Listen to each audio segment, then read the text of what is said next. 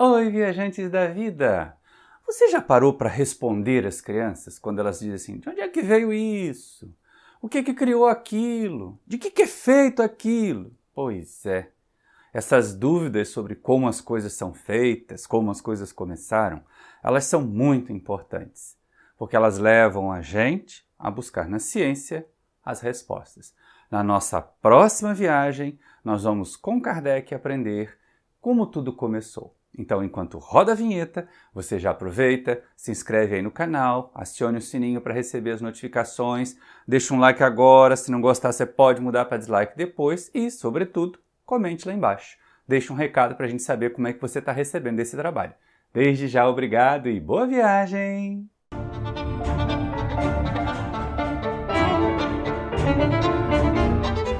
Queridos irmãos, queridas irmãs do Centro Espírita Paulo de Tarso, que nós nos sintamos abraçados por Jesus neste nosso momento de estudos.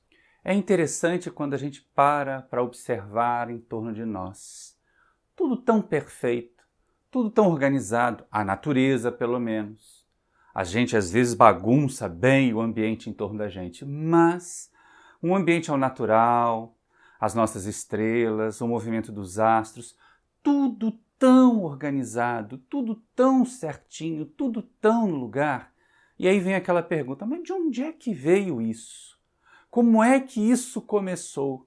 De onde é que veio essa criação toda, essa organização toda? Como as crianças costumam perguntar para a gente, não é? Pai, de onde é que veio isso? Ou então, de onde é que eu vim? De vez em quando eles têm a dúvida para saber de onde é que eles vieram. Quer dizer, o que os gerou, o que os originou. E aí muitas vezes, você veio do papai, da mamãe. Mas essencialmente é isso? E essa é uma questão que a gente não pode deixar passar, né? Nós queremos saber a origem das coisas. Nós temos necessidade, afinal de contas, ficar no misticismo, ficar apenas na observação, não agrada a ninguém. Nós gostamos de explicar. Uma coisa que caracteriza ser humano é gostar de explicar. E aí no capítulo 2, lá da primeira parte do Livro dos Espíritos, Allan Kardec vai fazer a mesma coisa que as crianças fazem para os seus pais, ele, codificador, vai fazer para os espíritos. Vai perguntar sobre a origem das coisas, sobre os elementos que constituem as coisas que nós conhecemos como existindo. E isso é muito interessante, porque na proposta do codificador, à medida que nós compreendemos melhor, a gente faz mais, a gente faz melhor. E é exatamente aí que ele começa. Se a gente é capaz, se nós podemos conhecer o princípio das coisas. Essa é a questão 17 do Livro dos Espíritos. E os benfeitores espirituais vão já um balde de água fria. Dizem assim, não. Ao homem não é permitido conhecer o princípio das coisas neste mundo. Aí a gente começa a pensar assim, se a gente parar só olhar a pergunta como um todo, olhar de longe, a gente vai ficar triste. Porque parece que tem mistérios. Parece que o Espiritismo, Livro dos Espíritos, está jogando a gente de novo no campo do mistério de Deus, nas coisas inexplicáveis. E não é bem por aí não. Olha só, a resposta do amigo espiritual é que nós não podemos conhecer o princípio das coisas neste mundo, planeta Terra. E aí, por que a gente não pode saber tudo? Por que a gente não pode ainda saber qual é o princípio das coisas aqui na Terra? E aí, se a gente parar para pensar, eu posso devolver a pergunta a quem faz essa pergunta. O que nós fazemos hoje, o que nós fazemos nesse momento com o conhecimento que nós já temos? Nós usamos sempre para fazer o bem? Nós usamos sempre para melhorar o mundo em que nós estamos? Ou nós destruímos? Então talvez aí esteja uma barreira, porque muito conhecimento permite fazer muita coisa, mas fazer muita coisa errada nos convém? Fazer muita coisa ruim nos convém? E aí, Allan Kardec também quis saber por que neste mundo nós não podemos conhecer o princípio das coisas. Aí na questão 18, os Espíritos respondem que nos faltam faculdades para compreender. Falta um sentido, falta um jeito de perceber. E olha só, gente, não são os sentidos físicos, não. Porque os sentidos físicos a gente vai aprimorando, é lógico. É lógico. Os nossos sentidos físicos são limitados. Se nós não tivéssemos tido a inteligência para inventar os telescópios, nós não compreenderíamos os outros mundos que estão aí, como planetas, como estrelas, seriam só pontinhos luminosos no céu. Se nós não tivéssemos inventado os microscópios, nós não saberíamos que existem seres microscópicos em torno de nós, seres vivos, em escala muito pequenininha. Então é lógico que a criatura humana, ela tem o dever de, com a sua inteligência, de, com seu conhecimento, ampliar os meios de detecção, de percepção, de investigação. É a ciência caminhando. É a ciência tendo um instrumento para nós ampliarmos o nosso conhecimento. Mas falta-nos faculdades. E aí, gente, se não é só uma barreira material, se não é uma barreira só tecnológica, que barreira que é essa que falta para nós? E aí a gente começa a pensar o seguinte, a faculdade que deve estar faltando para a gente poder ampliar o nosso conhecimento deve ser moralidade elevada. Deve ser uma capacidade, um senso ético tal que só nos permita usar os conhecimentos novos que vierem. Imagina quando nós aprendemos que era possível quebrar o átomo, né? Fazer a fissão do núcleo dos átomos. A primeira coisa que a humanidade fez, a primeira coisa que as ciências fizeram foram proporcionar meios para que se criassem armas, bombas de destruição. Então é lógico, nós ainda não temos essa capacidade moral, essa qualidade para buscar usar o conhecimento só de forma adequada. O problema não é no conhecimento. Não é o conhecimento que é o mistério de Deus. Tudo vai ser revelado à medida que nós desenvolvemos faculdades para isso. Nós vamos conseguir desvendar todas essas coisas, mas precisamos amadurecer moralmente primeiro. É aí que está o problema. É aí que mora o grande perigo. Se nós usarmos mal, o conhecimento leva a forças destrutivas. É tão interessante. E aqueles que gostam, então, de séries de ficção científica, como a gente vê, né? Tiro para cá no espaço, planetas sendo destruídos, naves cheias de armas. Gente, faz sentido um negócio desse? Levar a nossa hostilidade, levar a nossa brutalidade, levar essa nossa sanha de colonizadores, de conquistadores para outros mundos. E aí a gente percebe o seguinte, poxa vida, mas essa relação entre os planetas não está muito parecida com a relação entre os povos e os países na Terra? Por isso que a gente está preso aqui ainda, uai. A gente não consegue cuidar nem do planeta que vive, a gente destrói em torno da gente, vai sair daqui e vai levar a destruição? Vai sair daqui e vai levar o nosso lixo moral? Por isso vem a resposta, então, da questão 17. Deus não permite, dizem os Espíritos, que nós conheçamos o princípio das coisas, que nós conheçamos tudo. Mas por que Deus não permite? Deus não permite porque nós vamos usar mal. Nós vamos levar o nosso lixo moral para outros mundos. Nós vamos levar a nossa ignorância para outros mundos. Vamos fazer guerra entre mundos. Ora, faz sentido isso? Então é lógico, para não ampliar a destruição da sua organização na criação, a gente fica limitadinho aqui, né? O nosso conhecimento fica limitadinho aqui. Outro dia, até no programa, eu tive a oportunidade de comentar. A gente pode imaginar o processo de crescimento do ser humano como se nós caminhássemos sobre os trilhos de uma ferrovia. Um pé em cada lado dos trilhos, um pé em cada trilho. E por mais que a gente tenha pernas longas, a gente não consegue dar muitos passos com um pé só. Chega uma hora em que o pé de trás está preso e a gente tem que puxar. Então, o moral e a inteligência são esses dois pés aí nos trilhos. E você só avança realmente quando os dois caminham juntos, quando os dois caminham num ritmo mais razoável. O moral vai caminhando, aí ele puxa desenvolvimentos intelectuais, o intelecto avança, a gente faz meia dúzia de besteiras, se arrepende, aí puxa, faz reformas morais, faz reformas éticas e consegue então chegar num estado melhor. É nessa hora que então a gente começa a perceber a ciência como uma proposta de crescimento também ético, também moral. Felizmente hoje, os campos da ciência já têm lá os seus comitês de ética. Já tem os estudos que a gente pode fazer, mas porque não convém, porque ainda não sabemos usar para o bem apenas, a gente prefere não fazer. Isso tem acontecido. É ótimo deixar determinados conhecimentos dormentes até que a gente possa amadurecer o suficiente para chegar até eles. E a gente começa a perceber o seguinte, a alavanca que nós temos, um instrumento primordial, aquele que é o nosso trabalho, se chama mesmo investigação científica, se chama mesmo essa busca da ciência. Mas, de vez em quando, pode vir uma inspiraçãozinha aqui, pode vir uma inspiraçãozinha acolá, e essa é uma questão importante. O problema é que essas inspirações, essa ajudinha do mundo espiritual só vem quando é interessante, quando é útil, quando é conveniente. Lá na questão 19, Allan Kardec aprende que a pesquisa científica deveria nos levar a reconhecer a grandeza do Criador. Infelizmente, porque nós ainda somos atrasados, nós nos sentimos mais orgulhosos, nos sentimos muito cheios de conhecimento, e aí começamos a querer negar. Agora eu já sei como é que isso aqui funciona, agora eu já sei como é que isso aqui aconteceu, como surgiu um determinado objeto, um determinado mundo, uma determinada substância, e a gente acha que é o criador dela. A gente não é criador de nada, gente. O máximo que a gente consegue fazer são transformações, e ainda muito aqui no campo da matéria, muito no campo de uma energia grosseira.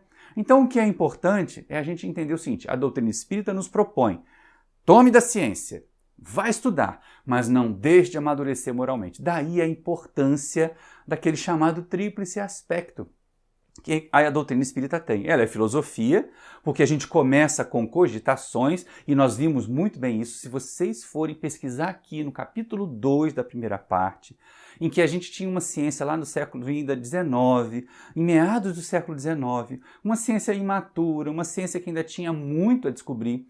É lógico que as cogitações e as respostas dos espíritos aqui, elas eram muito mais filosóficas do que realmente de base científica, porque não tinha instrumento para comprovar. Como nós vimos depois até a ciência fazendo isso, fazendo inferências teóricas para depois se buscar a comprovação material, a comprovação empírica disso.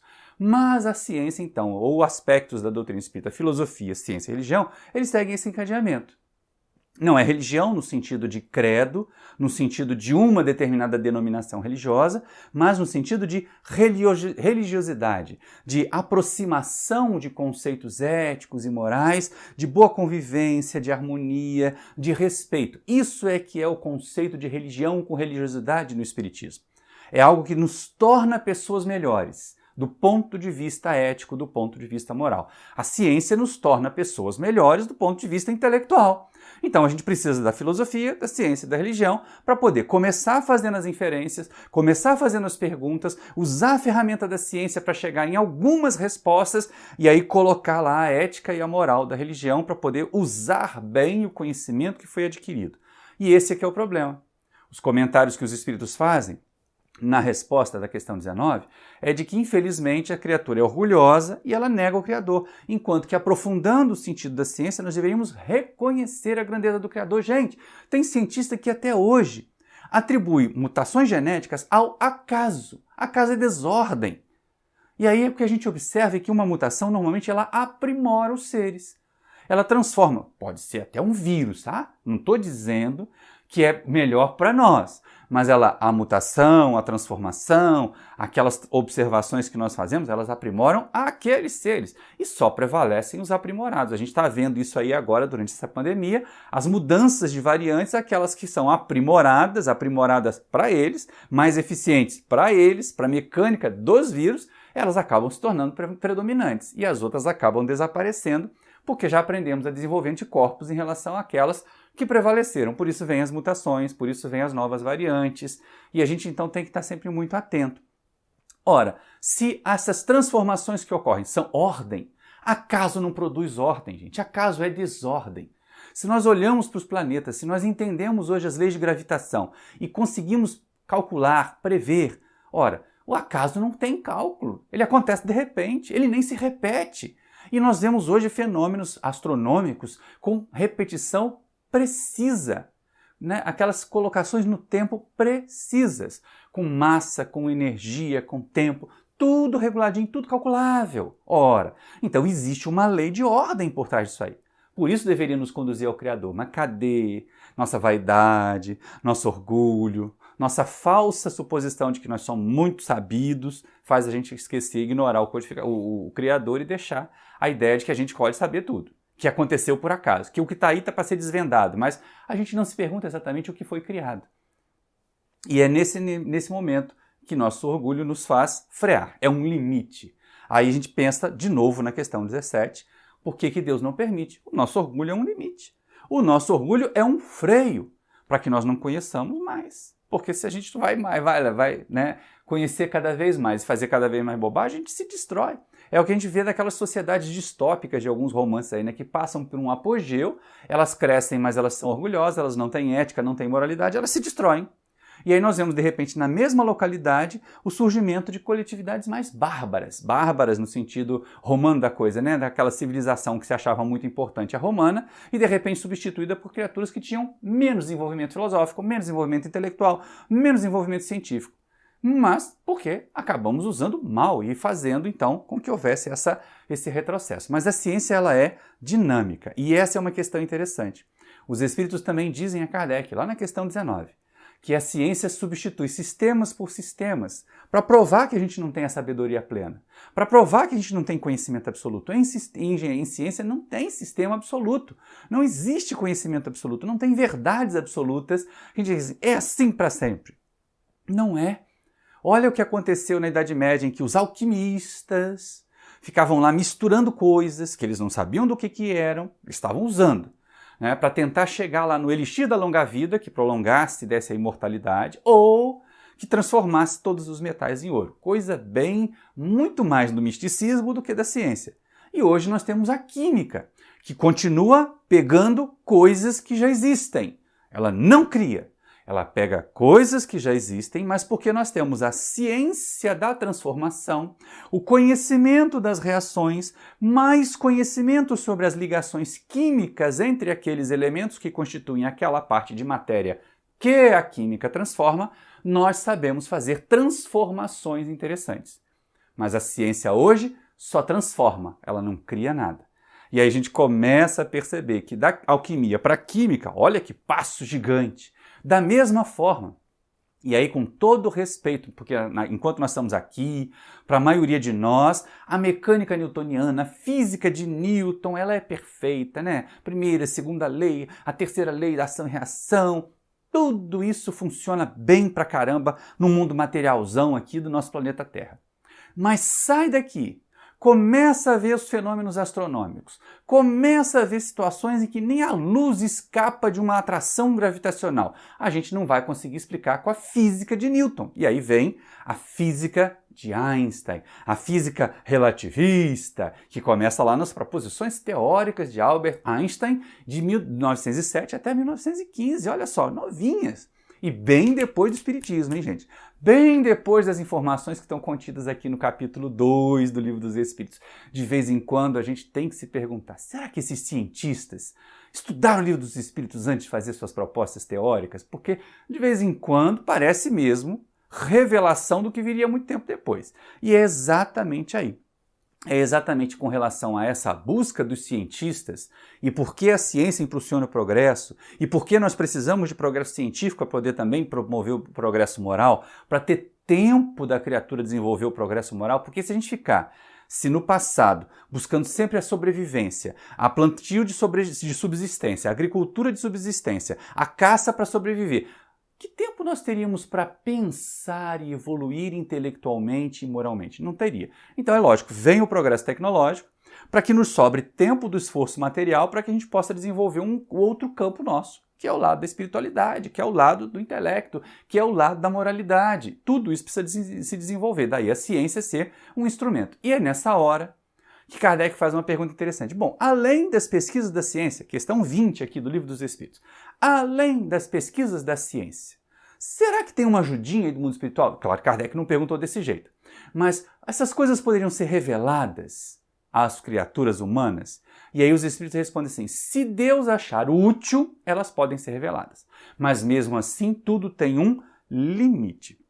Então, duas questões que a gente pode colocar. Primeiro, se essa revelação vai ser útil. Segundo, que tem limite. E aí a gente fica imaginando, como a gente vê alguns relatos, por exemplo, lá no livro Missionários da Luz, que agora vocês vão poder ver a capa dele aqui, a gente vê André Luiz relatando reuniões de desencarnados no mundo espiritual enquanto os corpos deles dormem. Enquanto a gente está aqui na maior tranquilidade, tirando aquela pestana, pode ser que um cientista vá para um congresso no mundo espiritual e lá ele aprenda uma nova técnica, junto com outros cientistas. E aí essa técnica, de repente, ela aflora aqui na Terra em vários pontos diferentes. Olha só que interessante, não é? E na engenharia química, que é a área onde eu atuo, a gente tem um exemplo desse. Havia um pesquisador na França, Navier, havia um pesquisador na Inglaterra, Stokes, que não conversavam entre si, porque era uma questão de distância, de tempo, de século diferente. As comunicações não eram como hoje no WhatsApp, né? Não dava para você mandar um e-mail para o seu colega cientista no outro país. Você fazia suas pesquisas no seu laboratório, fazia suas contas lá no seu escritório e depois publicava aquilo numa revista que demorava aí 1, 2, 3 anos para ser visto ou lido por outras pessoas que estavam ali na mesma área. E não é que estudando sobre o escoamento de fluidos, de líquidos principalmente, o Navier na França e o Stokes lá na Inglaterra chegaram às mesmas conclusões, chegaram às mesmas equações, ao ponto de que numa determinada área da nossa ciência e engenharia química, chamada mecânica dos fluidos, existe lá a equação de Navier e Stokes. Eles nunca trabalharam juntos. Eles nunca bateram papo entre eles numa rodinha de mesa, de bar. Mas chegaram, por pesquisas próprias, ao mesmo equacionamento. Então a equação leva o nome dos dois. E é isso que acontece. O conhecimento aflora. Ele é concedido. E aí olha só como Deus também é imparcial, né? Não tem aquela história de se achar privilegiado, de achar que vai receber, só ele que vai receber a revelação divina. Não. Quando um conhecimento é importante, quando um conhecimento é necessário, ele é disparado para várias mentes encarnadas em locais diferentes, para que ninguém tenha o privilégio desse saber. Então, todas as vezes que nós vemos o saber muito enquistado, muito escondido, muito guardado, muito patenteado, é porque as pessoas estão usando de forma equivocada o conhecimento que elas deveriam usar em benefício geral. Mas a questão 20 ainda tem uma outra colocação. O Espírito responde que é exatamente através dessa inspiração que vem do mundo espiritual que os cientistas e que as pessoas, de um modo geral, conseguem investigar o passado e ter informações em relação ao seu destino futuro. E aí, cuidado com isso. Porque muita gente acha que investigar o passado é ficar fuçando lá, escarafunchando, para saber o que foi na outra vida, como é que viveu. Não. O que a gente observa é que, principalmente aí para os historiadores, para os paleontólogos, para os antropólogos, né, a inspiração ajuda. Vocês imaginem, vão pensar aqui, né, encontraram as placas lá nas pirâmides com aquela escrita egípcia e ninguém sabia nada daquilo. Ninguém conseguia decifrar aqueles escritos, aqueles símbolos, aqueles passarinhos, aquelas pessoas. Ninguém sabia o que aquilo significava. Aí vem, de repente, um Champollion, que do nada, e embora do nada nada, né, dizia ele quando criança, quando viu no museu placas com escrita egípcia, o que estava escrito ali? O pai e a mãe responderam que ninguém sabia, que ninguém conseguia decifrar. Ele disse, quando eu crescer, eu vou decifrar aquele negócio ali, o que prova que já era um espírito preparado. Então, o seu Champollion chega em um determinado momento e encontra a chave para decifrar os hieróglifos. Olha a inspiração. Vai que, além de ser um egípcio reencarnado, um escriba egípcio reencarnado, alguém acostumado a fazer aquilo, ele não tivesse tido lá os bizus, né, as sugestões dos benfeitores espirituais sobre o significado de cada símbolo. É nesse sentido. Então, historiadores, paleontólogos, antropólogos, estudiosos de línguas antigas recebem essa inspiração para desvendar sobre o passado, para conhecer melhor o passado, mas da coletividade, gente, não é do indivíduo. Não fica preso nessa coisa de conhecer a vida passada, de conhecer vidas anteriores, porque a gente sabe que é lei de progresso. Então, se a gente for olhar para o nosso passado, a gente só vai descobrir que foi pior, vai morrer de vergonha. Então é melhor não ficar com vergonha, né? É melhor a gente não passar carão e ficar achando que hoje foi aquele barão, aquele príncipe, olha, vivi lá na Europa, eu nasci no Brasil, sou Maurício, acabou, eu tenho que olhar para frente. Aquelas coisas do passado, elas podem servir até como um alerta para não fazer besteira de novo, mas elas não vão acrescentar nenhuma qualidade à minha forma de viver agora. E é nesse sentido. E também o olhar em relação ao futuro não é saber a respeito de qual vai ser o número da Mega Sena da virada agora da próximo fim de ano. Não, não é isso. São investigações ou são percepção, é como ele diz, conhecimento sobre o destino futuro. Ou seja, o que nos espera? Para onde nós vamos, né? Aquela bem coisa mineira, né? Donde eu vim, para onde eu vou. E é exatamente aí que a gente tem que estar atento. Porque a inspiração, ela vai estar baseada na utilidade. Eu volto à resposta, ao início da resposta da questão 20.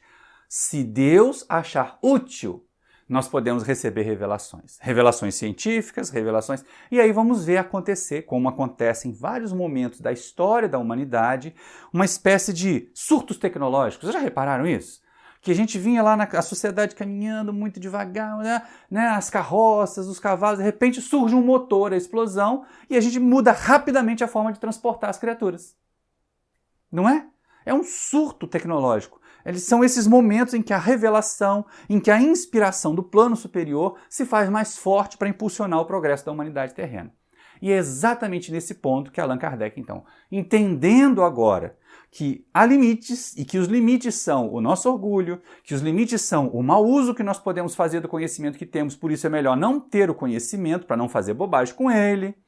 Os limites são o nosso distanciamento da divindade, que a gente imagina que pode criar qualquer coisa e acaba não conseguindo sair do lugar, né? Fica igual o cachorro correndo atrás do próprio rabo. Então esses são os nossos limites. São limites muito mais morais do que intelectuais. A ninguém, intelectualmente, é vedado conhecer o princípio das coisas. O problema é que, sem desenvolvimento ético, sem moralidade, conhecer o princípio das coisas pode fazer com que as coisas deixem de existir, ou que a gente se extinga por mau uso do conhecimento. Então já bastam os maus usos que nós fazemos do conhecimento que temos agora. Felizmente, como eu falei, aquele mesmo conhecimento das radiações, da fissão do átomo, lá da década de 40, 50 do século passado, que foram usados para formar armas, para produzir armas, hoje, predominantemente, né? Embora haja ainda muitas nações aí equivocadas que acham que se armando elas vão ser poderosas, mas hoje, predominantemente, os conhecimentos de radiação, os conhecimentos a respeito da energia atômica são usados para, por um lado, produzir energia, e com todo o cuidado que a gente tem que ter com relação a isso, e por outro, produzir saúde, os diagnósticos, os novos equipamentos diagnósticos que estão aí, todos eles baseados na radiação, baseado nessa captação de raios, na detecção de raios que atravessam o corpo e assim por diante. Então, isso é muito interessante para a gente poder levar em conta. É preciso desenvolvimento moral primeiro. É preciso desenvolvimento ético primeiro. E aí vem uma pergunta, porque olha que coisa bacana. Antes da gente entrar aqui nessas questões do Livro dos Espíritos, eu vou lembrar um livro, né, Nos Domínios da Mediunidade de André Luiz, que a gente trabalhou agora recentemente num programa no canal, e ele tem lá no prefácio de Emmanuel um comentário que eu achei belíssimo. Porque à medida que a ciência vai avançando, ela foi percebendo o quanto que a matéria pode ser sutilizada, pode ser transformada. E aí ao ponto de chegar um momento em que, diz Emmanuel, os materialistas, os negacionistas, ficarem sem a base, porque eles vão deixar de ser materialistas porque não vai existir mais matéria, nós vamos compreender a matéria como outra coisa. Por isso o título do nosso estudo é Espírito, mas matéria não é matéria. E aí vem as questões do Livro dos Espíritos sobre isso. Allan Kardec se impertiga, ele pergunta aos amigos espirituais exatamente como faria uma criança, de onde veio isto? Né? De que é feito isto? E aí ele pergunta logo na questão 21, a matéria existe de toda a eternidade ou foi criada por Deus? E aí os espíritos respondem, eles nos fazem filosofar. Supõe o Criador inerte em algum momento? E a gente faz lembrar o Evangelho quando Jesus dizia, o meu Pai trabalha até hoje e eu trabalho também. O que caracteriza essa continuidade da criação. Então, nesse sentido, os espíritos nos levam a refletir. Não, Deus criou a matéria. Quando isso começou, nem nós sabemos. Olha, nem eles, espíritos que trabalhavam na codificação, conheciam no momento a origem das coisas, a origem da matéria. Mas uma coisa eles sabiam, isso podiam afirmar para nós. Deus veio antes, a matéria veio depois. Deus criou a matéria. E olha que não é assim, pum, fez aparecer que nem a gente vê lá na Gênesis de Moisés, lá no Velho Testamento, em que ele diz assim, faça-se a água. Não, não é desse jeito. É um processo de criação que demanda milênios, milhões, às vezes bilhões de anos para se concretizar. Mas o interessante é a gente perceber o seguinte, nós vamos entender que Deus criou a matéria porque Deus jamais esteve inativo. E é essa pergunta que os espíritos nos fazem. Por mais que recueis no tempo, podeis imaginar Deus inativo? Não, Deus nunca vai estar inativo.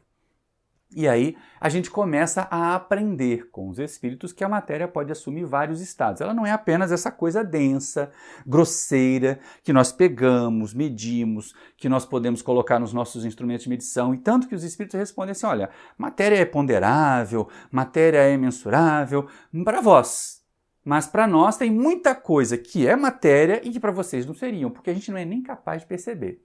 E é interessante porque isso foi dito a Allan Kardec, isso consta aqui do Livro dos Espíritos, em 1857, ou ali até 1860, quando saiu a segunda edição definitiva do Livro dos Espíritos.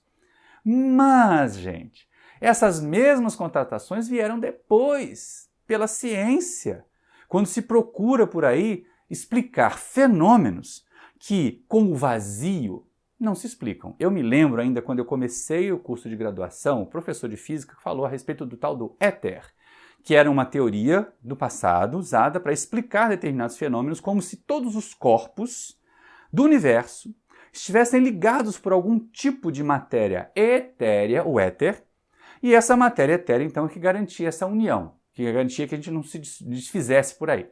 Só que a teoria do éter não explica a existência do mundo material. Então o éter foi deixado de lado, mas foram surgindo outras coisas. E aqui na codificação não tem o éter, mas tem o fluido cósmico universal, ou o fluido universal, como Allan Kardec fala, porque cósmico e universal vai dar mais ou menos a mesma coisa, né? Mas olha só que interessante a gente perceber. Lá na questão 22, Allan Kardec pergunta uma coisa, esperando uma resposta, e recebe uma resposta filosófica. Exatamente porque os espíritos não poderiam definir matéria de uma forma restrita. Eles não podiam encaixotar a matéria numa definição, porque eles sabiam que com o passar do tempo, que naquele momento que eles falavam com Kardec, matéria era só o que podia ser pesado, o que podia ser guardado num recipiente, o que podia ser tocado, o que impressionava os nossos sentidos.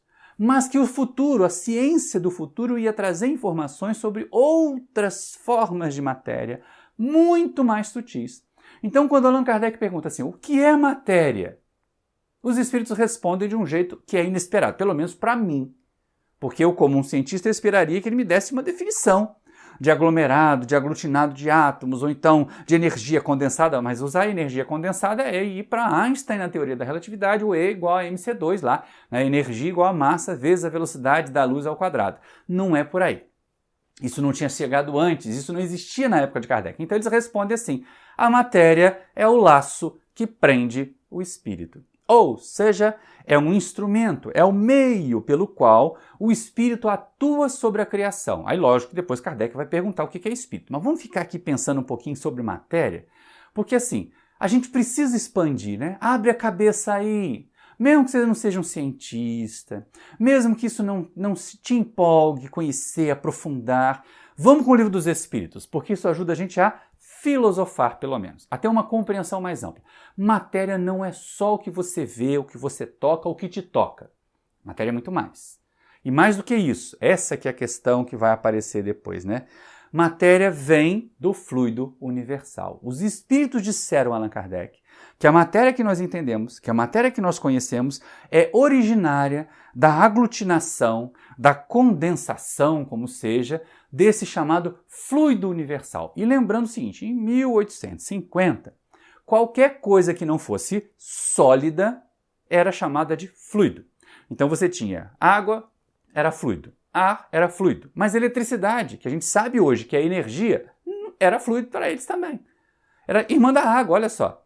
Magnetismo, que a gente sabe que também é um campo, para eles era fluido. Tá? Então a gente tem que ter muito cuidado com a nomenclatura do século XIX para fazer essa compreensão dela hoje. Fluido no tempo de Kardec era tudo que não era sólido.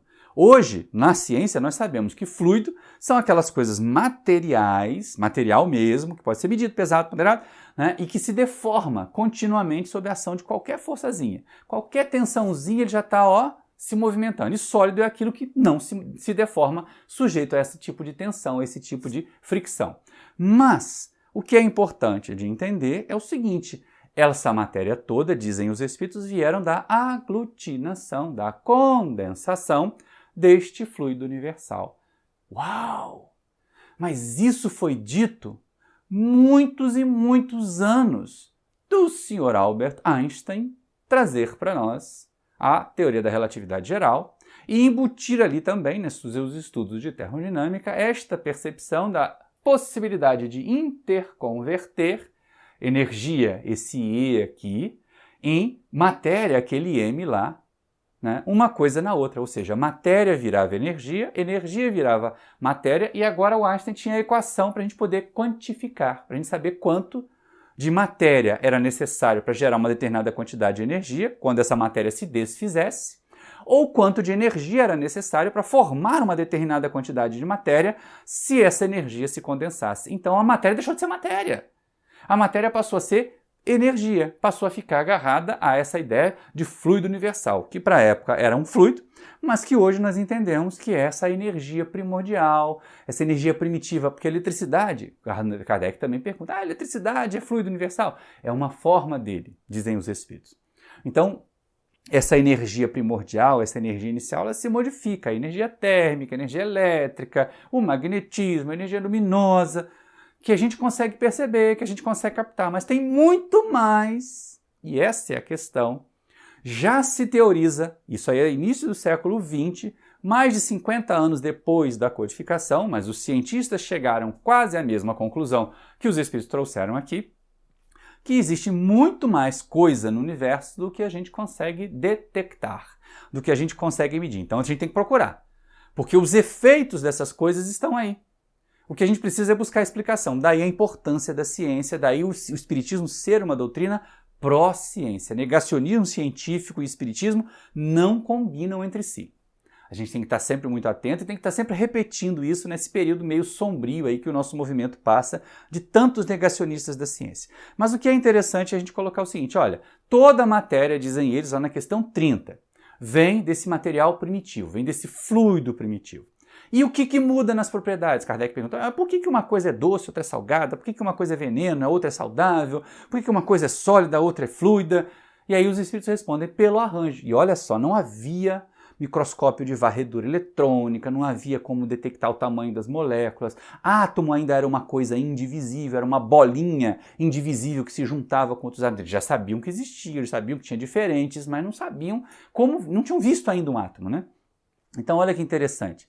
Tudo isso vai sendo informado no século XIX, né, vai sendo revelado no século XIX para nós que vamos buscar na doutrina espírita esse conhecimento. E aí, as propriedades da matéria são variadas em função apenas, dizem os espíritos, do arranjo dos elementos que compõem a matéria.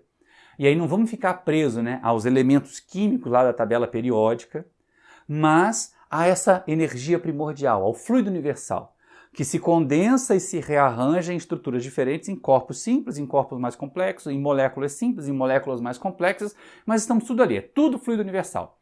Se misturar tudo, ou se desfizer tudo, vai acabar dando só fluido universal, ou essa energia primitiva, essa energia primordial aí.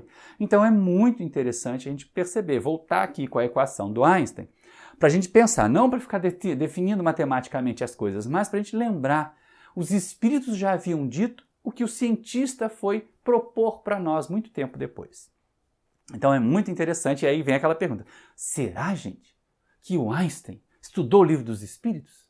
Fica aqui a nossa questão, fica aqui a nossa dúvida, porque ele bem que caminhou direitinho ali por essas informações que estão no capítulo 2 da primeira parte, vocês não acham? Então ali as suas teorias para serem estudadas e reconhecidas pelos cientistas e mais, né? Essa é que é a parte importante. E ovacionadas. Até hoje tem gente procurando provar empiricamente, experimentalmente, as teorias do Einstein.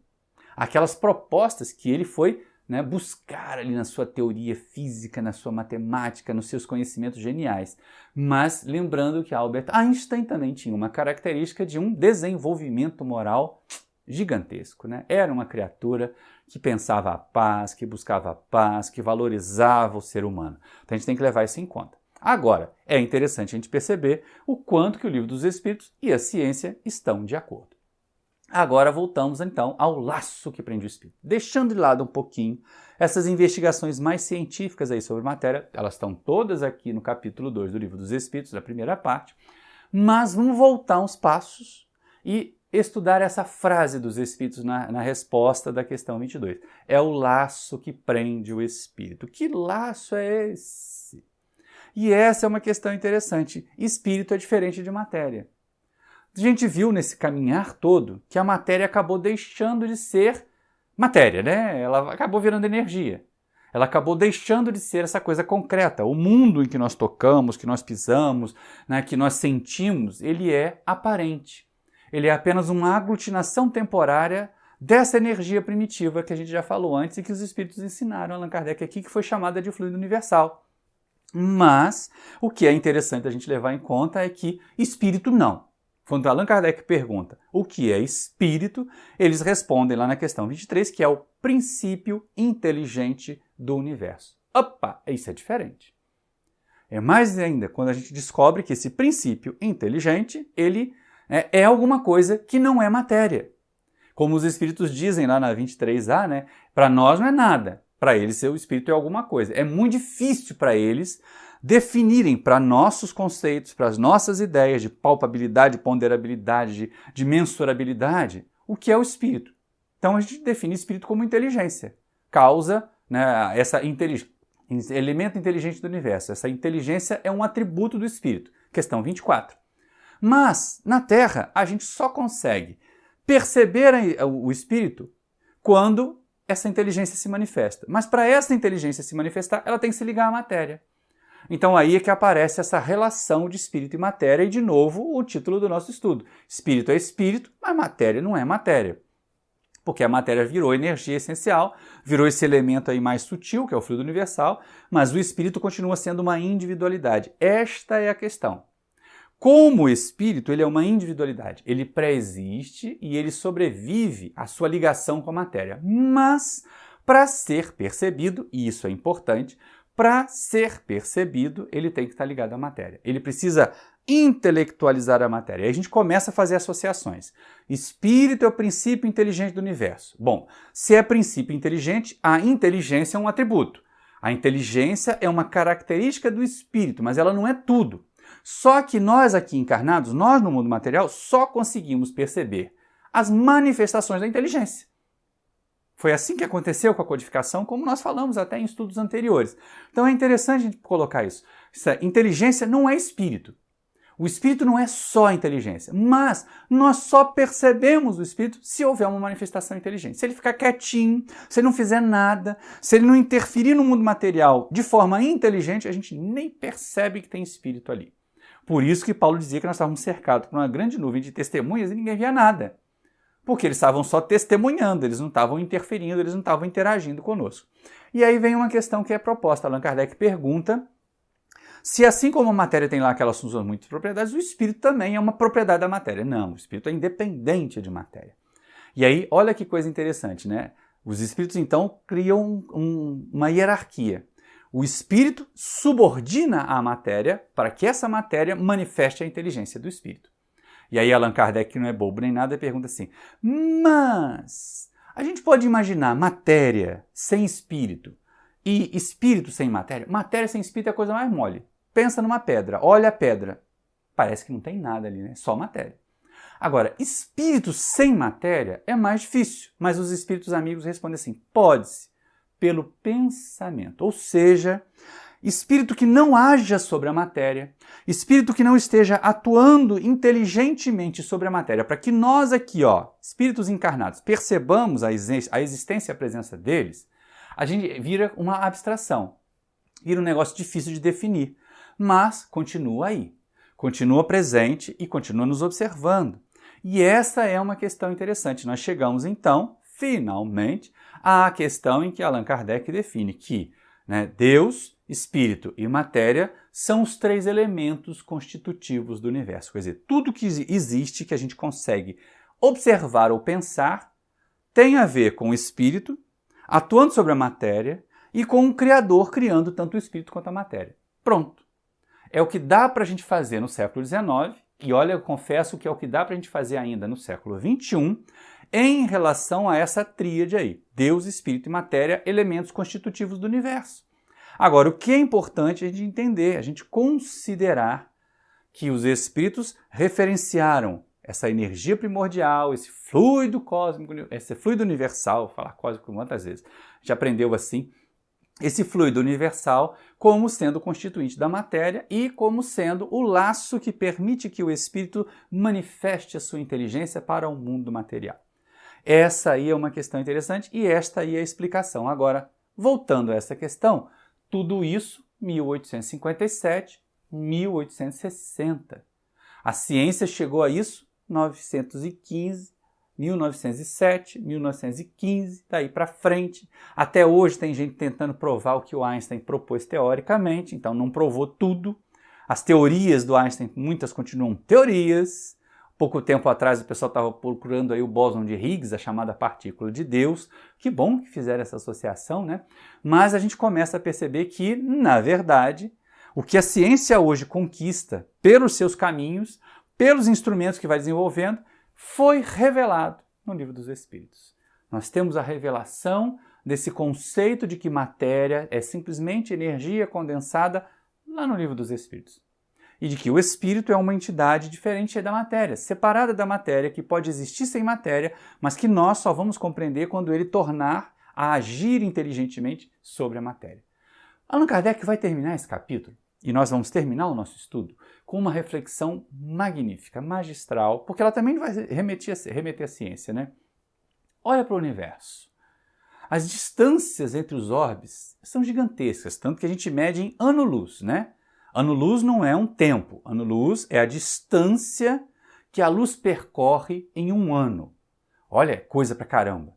Se a gente considerar aí 300 mil quilômetros por segundo, é coisa pra caramba, né? 300 mil quilômetros por segundo. Depois eu vou colocar certinho aqui, que agora deu uma escapada se 300 mil quilômetros ou 300 mil metros por segundo, né? Mas a gente vai perceber que a velocidade da luz é um negócio difícil até da gente considerar.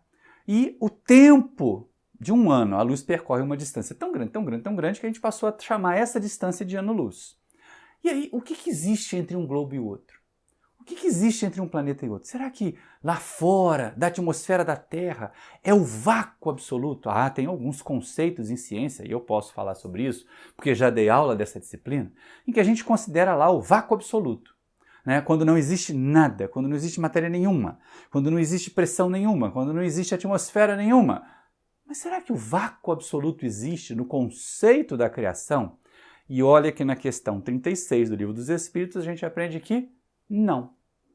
Os Espíritos dizem que aquilo que nós imaginamos ser o vazio está repleto de coisas, de matéria e de energia que nós não somos capazes de detectar, que nós não somos capazes de compreender.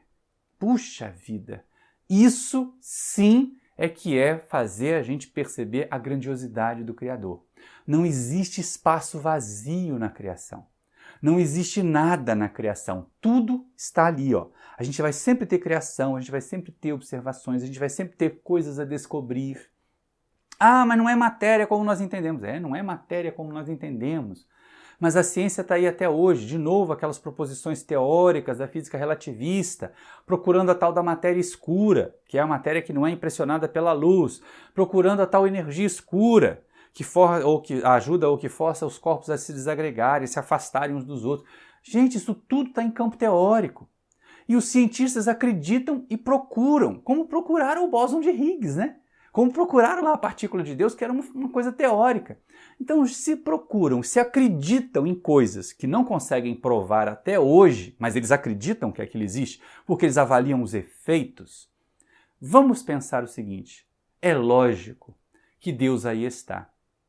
Porque, como dizem os Espíritos, lá no capítulo 1 do Livro dos Espíritos, a gente volta para cá, né? Todo efeito inteligente há de ter causa inteligente. E essa é uma questão que nos faz encerrar o nosso estudo com essa reflexão, assim, nada não existe. Nós precisamos fazer um exercício de humildade. O problema nosso é ainda achar que nós somos importantes demais, que as coisas acontecem porque nós estamos aqui. Não. Nós somos elementos, nós somos ciscos na criação. A grandiosidade do Criador é tamanha que neste mundo, e aí a gente volta à questão 17, neste planeta Terra, neste mundo de provas e expiações, nós não conseguimos compreender. Não temos intelecto para compreender e não temos moral para usar o conhecimento que alcançarmos. Por isso, então, a gente fica limitado. Mas há muito mais. É interessante porque a gente volta a William Shakespeare, né?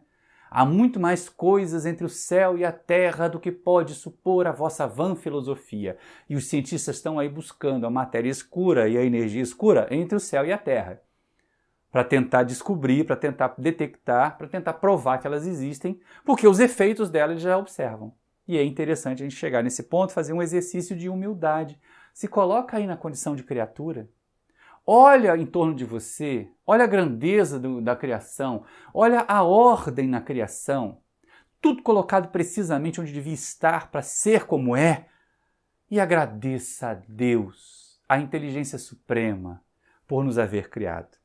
Há uma pequena história atribuída a Louis Pasteur, aquele que a gente considera o iniciador da microbiologia, de que ele viajava num trem em direção a Paris. E aí um jovem que tinha entrado para a universidade, que tinha entrado para a Sorbonne, puxou conversa com ele, porque ele estava lendo um livro grosso, perguntou que livro que era, ele disse que era a Bíblia, e aí o jovem debochou, ironizou que essas coisas eram misticismo, e ele perguntou se o jovem não acreditava que a Bíblia era a palavra de Deus. Ele disse que não, que a ciência ia mostrar que Deus não existia. E aí, como chegou o momento de descer, disse, olha, nós tínhamos muito para conversar, meu filho, mas agora eu não posso, eu tenho que descer, está aqui o meu cartão, me procure na universidade. E aí, quando o jovem olhou, estava lá Louis Pasteur. Né? A moral dessa história é a seguinte, gente, pouca ciência afasta a gente de Deus. Muita ciência leva a gente para Ele. Então, faz um exercício de criatura aí. Né? Veste a humildade, ou então vamos brincar, né? Veste as sandálias da humildade, ou calce as sandálias da humildade, e passe a reconhecer, todo quando você olhar em volta, a grandeza deste Criador. E se dê tempo para amadurecer intelectual e moralmente, para usar o conhecimento só para o bem. E se tem algum conhecimento, você que é cientista, você que é pesquisadora, você que trabalha na área acadêmica, pense em usar o seu conhecimento exclusivamente para o bem. Enriqueça o mundo de bondade. E assim nós vamos estar muito mais próximos dessa divindade e muito menos limitados para compreender. Porque o que nos impede ainda de conhecer o começo das coisas, o princípio das coisas, é a nossa arrogância e o nosso desejo de usar esse conhecimento para fazer o mal. Se nós usarmos o nosso conhecimento para fazer o bem, e se nós vencermos a arrogância e exercitarmos a humildade em relação a Deus, nós vamos aprender muito e muito mais rapidamente. Muita paz e muito obrigado pela sua atenção até aqui.